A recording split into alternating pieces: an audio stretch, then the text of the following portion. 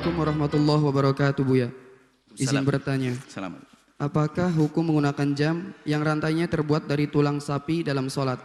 Apakah itu termasuk benda najis? Mohon jawabannya, Buya. Terima kasih. Pada pertanyaan lalu kita sebutkan tentang gelang. Gelang itu adalah ciri khasnya perempuan. Maka kaum laki jangan pakai gelang. Kecuali gelang jam dengan ciri jam laki-laki. Karena ada hajat ulama menjelaskan. Tapi kalau laki-laki pakai gelang perempuan, maka tasyabuh menyerupai perempuan. Ya jamnya kalau laki-laki pakai gelang, ya gelang yang sesuai dengan kelaki-lakiannya. Ini masalah gelangnya. Supaya nanti tidak ada tanya kok pakai gelang. Buya tidak bahas hukumnya pakai gelang jam. Gelang jam adalah diperkenankan. Tentunya adalah menjadi ciri khas kelaki-lakiannya. Sebab kalau sudah gelang laki-laki, tidak dianggap gelang perempuan dan tidak dianggap menyerupai perempuan. Baik, lalu gelang itu adalah dengan apa? Dengan tulang dari sapi. Sekarang bukan saja gelang, mungkin ada polpen, mungkin ada apa saja tulang-tulang. Sekarang hukum tulang bagaimana? Di dalam madhab kita Imam Syafi'i, tulang, rambut, gigi dari binatang yang halal dimakan, lalu dia memang benar-benar disembelih, maka hukumnya adalah suci. Tulang sapi yang disembelih suci, ikut hukum dagingnya. Sebab dagingnya suci dan halal dimakan, maka tulangnya pun juga suci.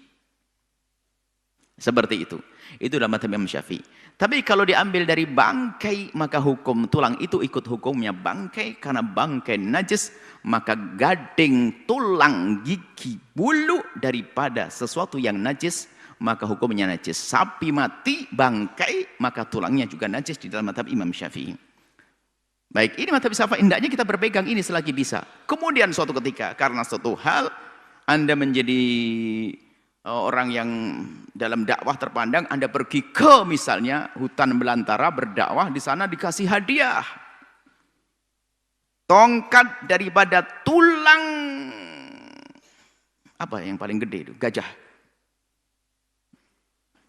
Atau tulang harimau, tulangnya gede enggak?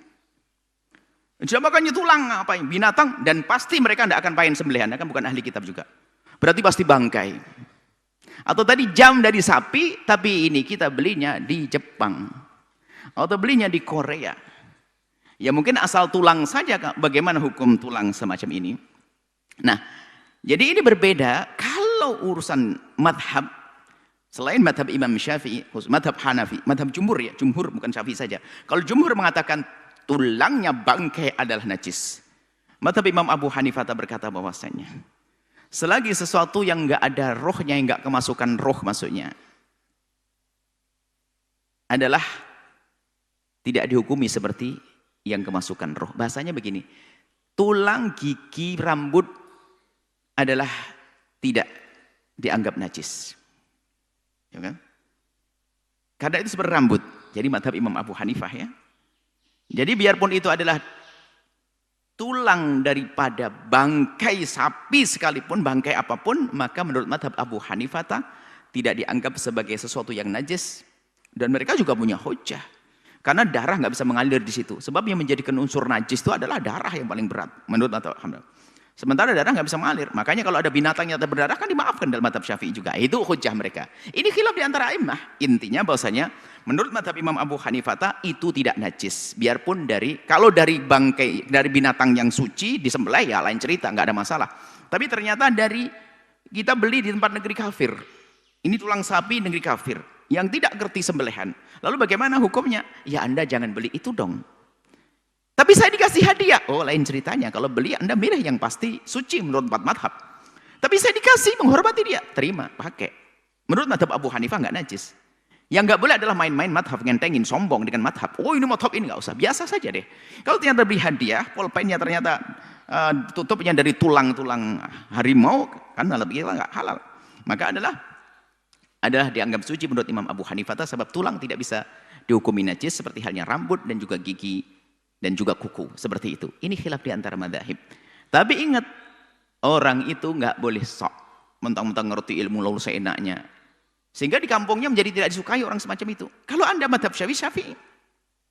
Kalau ternyata Anda diberi, kalau Anda beli ya jangan dong, jangan beli tulang-tulang yang nggak jelas begitu. Tapi kalau Anda diberi, lain hormati orang, diterima. Menurut Imam Abu Hanifah adalah bisa tidak najis seperti itu.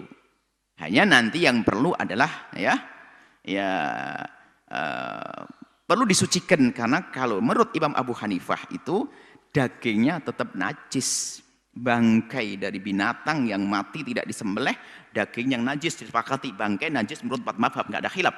Kemudian tulangnya tidak najis, berarti dia mutanajis, tinggal disucikan saja, selesai. Baik, kemudian lihat, hal ini adalah khilaf di antara para imam. Yang tidak boleh adalah sombong dan juga tidak boleh menyakiti hati orang, dan sebaik-baik kita adalah berpegang dulu kepada mazhab Imam Syafi'i dan jangan main-main urusan mazhab. Khawatir kita biasa, orang suka main-main di dalam mengambil pendapat bukan karena Allah sehingga nuruti hawa nafsu. Semoga Allah menjaga kita semuanya. Wallahu a'lam bishawab.